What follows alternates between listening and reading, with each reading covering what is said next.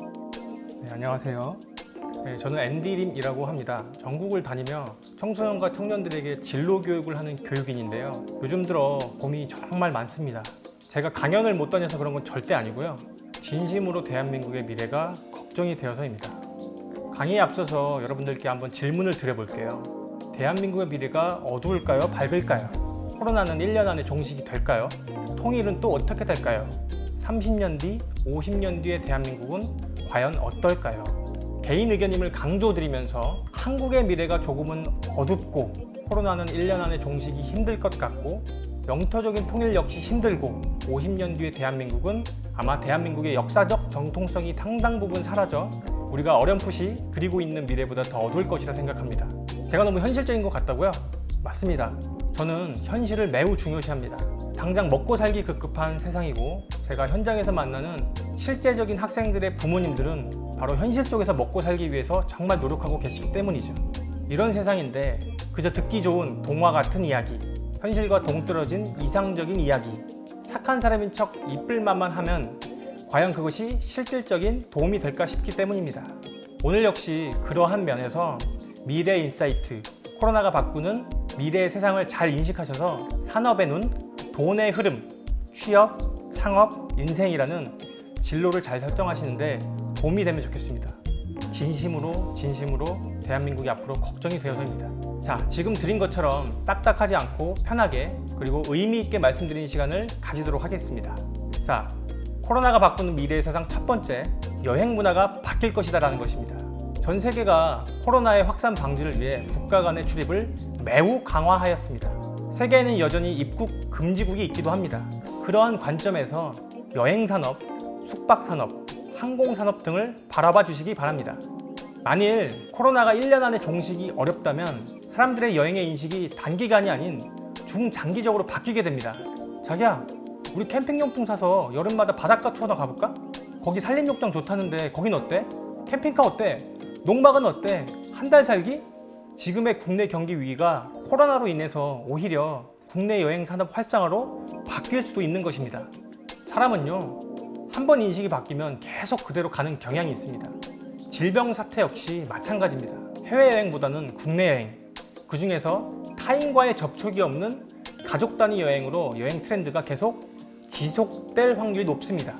사람들이 붐비는 곳을 피하는 언택트 여행이 주목받으면서 자연스럽게 일주일 살기, 한 달 살기 등의 체류형 관광, 그리고 서핑, 낚시, 등산, 캠핑 등 야외에서 하는 레저, 액티비티가 떠오를 것입니다.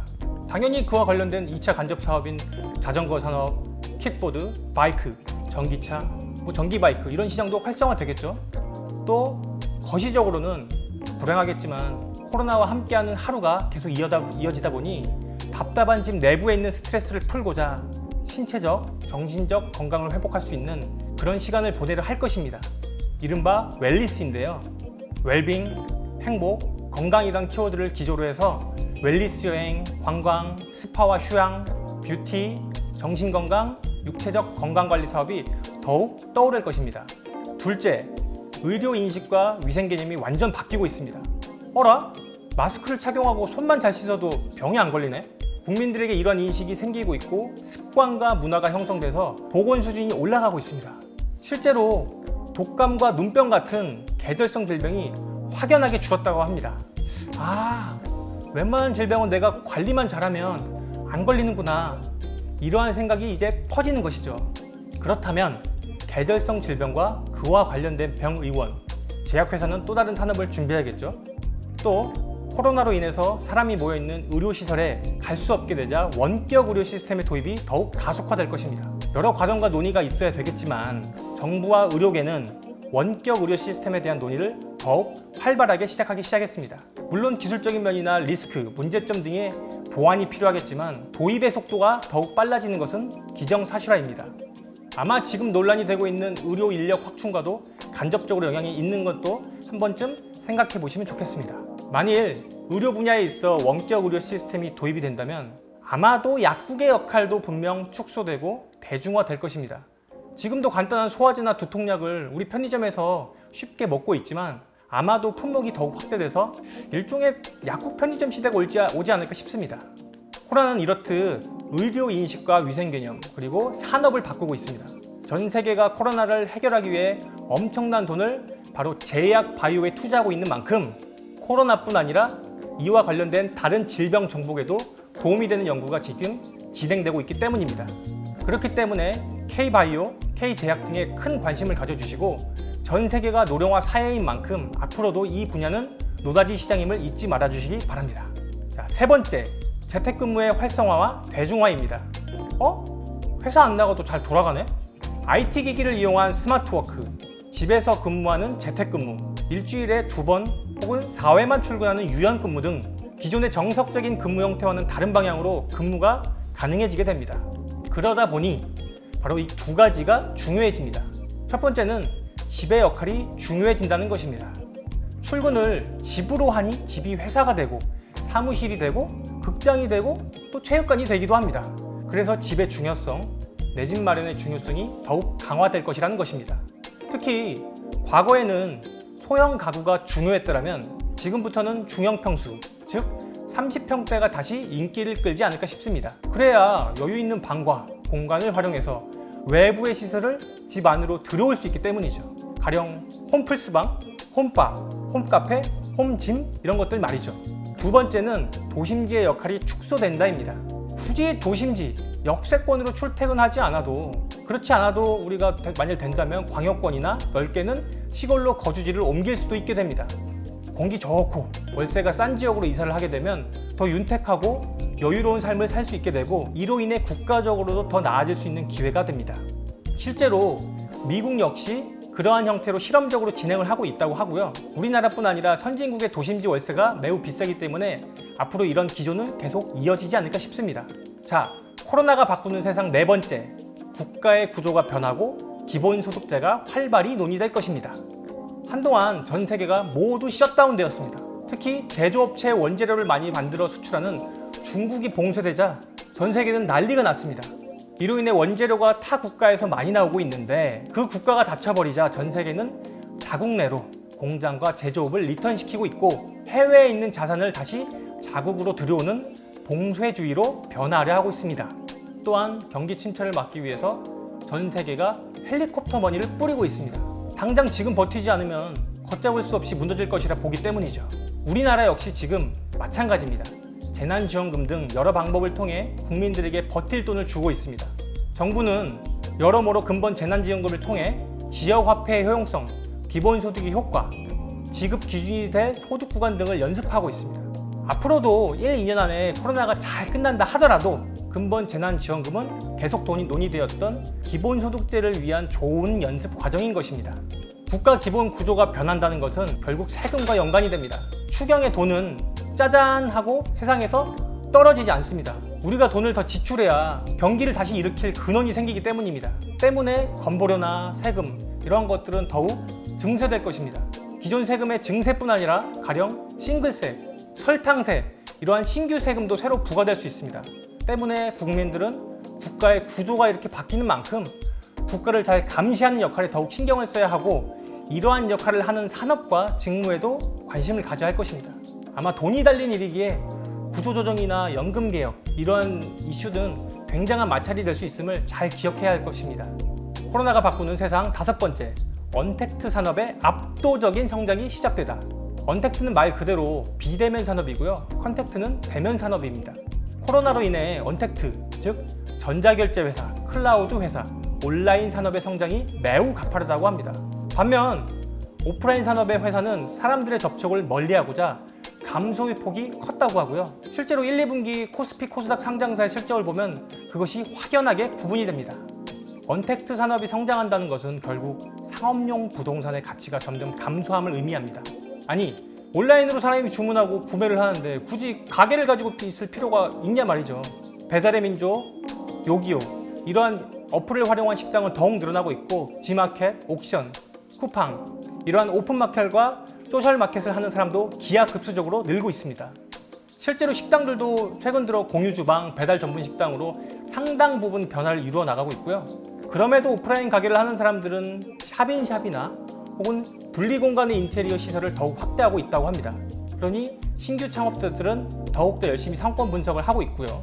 이렇게 디테일하게 맞서지 않으면 매우 힘든 상황입니다, 실제로. 왜냐하면 오프라인의 고정비를 어떻게든 줄여야 하기 때문입니다. 사실 국내 시장의 경우에 가장 큰 피해자는 공연, 예술업계입니다. 제가 속한 강연 시장 역시 거의 폭망에 가까운데요. 사람이 모이면 안 되다 보니까 축제, 공연, 강연, 문화예술 행사는 거의 올스톱된 상황입니다. 이로 인해 문화산업의 체질 변화가 가파르게 이루어지고 있고요. 아직 변화는 더디지만 시도가 조금씩 진행되고 있습니다. 가령 SM과 빅히트의 온라인 콘서트, 넷플릭스나 유튜브를 활용한 문화공연, 비대면 강의 등 이런 것들은 앞으로 더욱 강화될 것입니다. 이렇게 언택트가 강화되다 보니 현금 대신 당연히 전자결제 활성화도 당연히 더욱 활발해지겠죠. 현금 없는 세상으로 전환이 조금씩 이루어지고 있는 거고요. 아울러 화폐 개혁이나 증세에 대한 논의도 더욱 활발해질 거고요. 이 말은 아까 말씀드린 대로 세금 관리가 더욱 엄격해지는 것과도 연결되는 거니까 한 번쯤 꼭 생각해 보시기 바랍니다. 6번째, 무인화의 가속화. 사람이 모이면 안 되고 충분한 거리를 두어야 하기 때문에 고용주들은 매우 힘들어하고 있습니다. 공장을 가지고 있는 제조업체들은 이러한 상황 때문에 더욱 사람 대신 기계를 두는 쪽으로 경영을 하고 있습니다.